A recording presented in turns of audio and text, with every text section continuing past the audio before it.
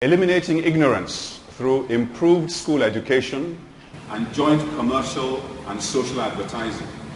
We propose a 21st century advertising rethink.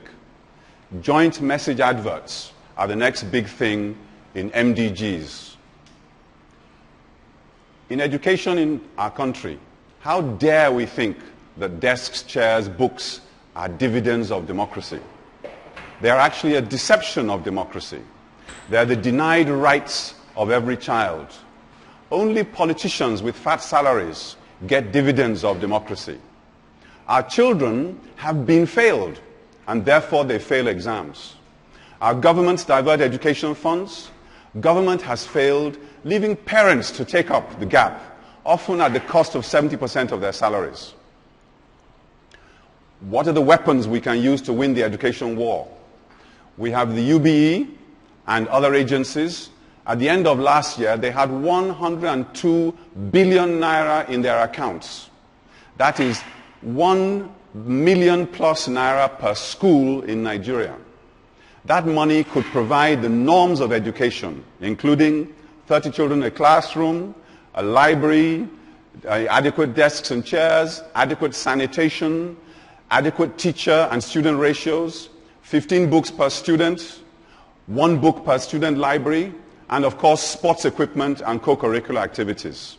And finally, it would provide a teacher and student-friendly learning environment.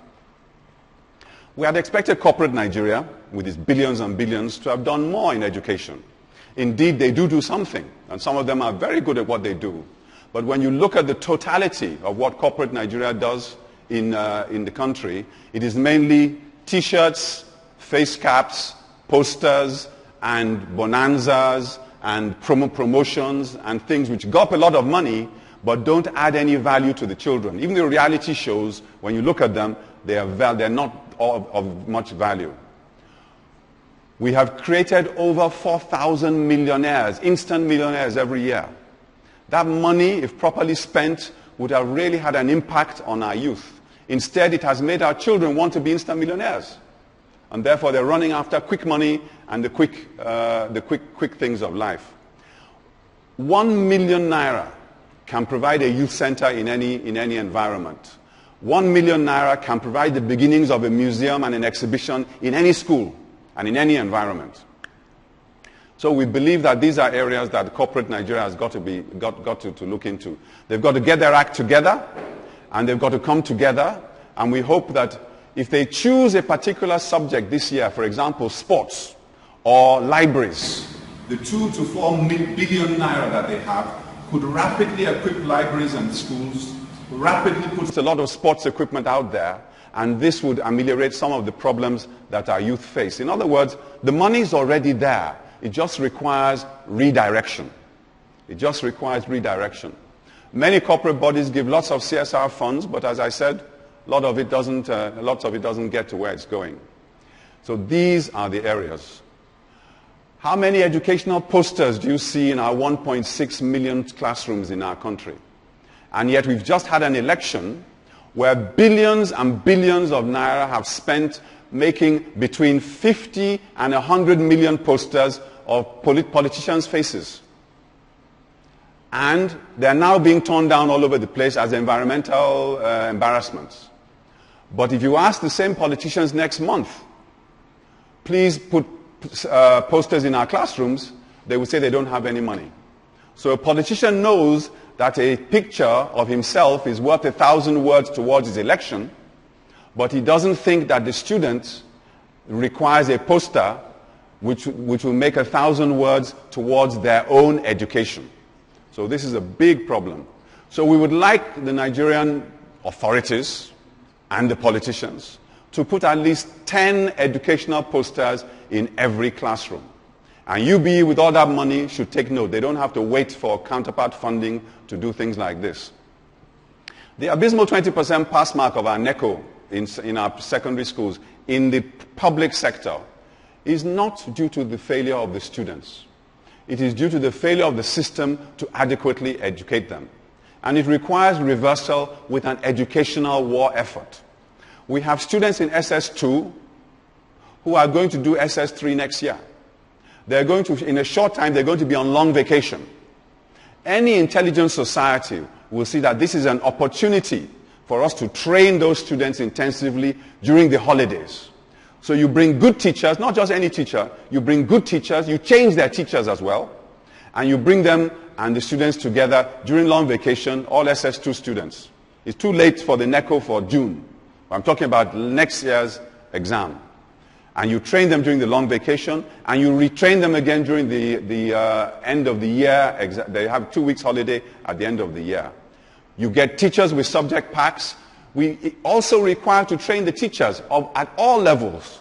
So the long vacation must no longer be seen as a teacher holiday period.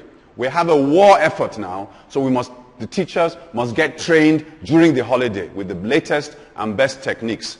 And they can't have an excuse because they already get their holidays and they have enough time. I'm sure they have more than adequate time. Library books can be provided in an instant in any school. Why?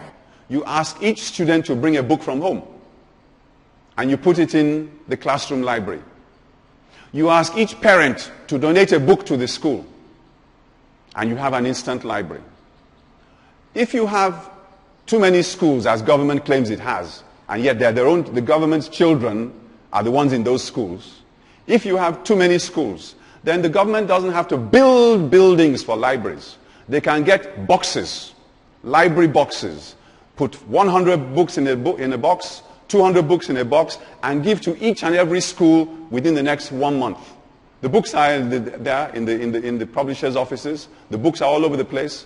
So they can do that as an instant method of providing library books for children. We have a very bad, corrupted policy about books. We are told repeatedly that if you want your book on a book list, you have to pay somebody in the ministry.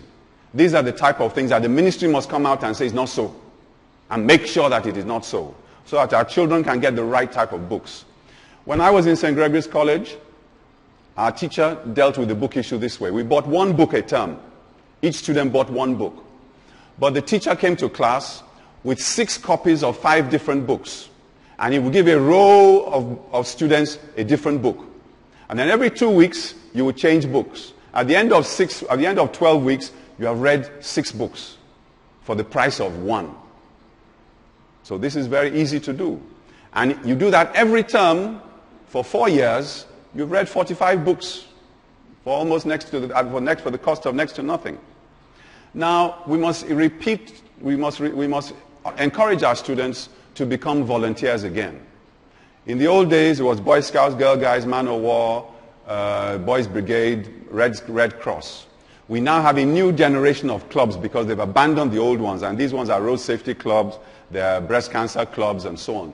All those new clubs can be incorporated in the old clubs. Teach the girls about breast cancer education, teach the boys about road safety, or everybody about road safety, and the same Boy Scouts, the same Girl Guides can teach everybody. But we need every student to become a part of a volunteer club as part of their responsibility. And further down the line, you should reintroduce testimonials back into schools so that every year the student is asked what club is he joined. Is he a prefect? Is he a senior prefect? What good has he done? And that goes into his testimonial. And in my view, that should be 10% of the marks of the student.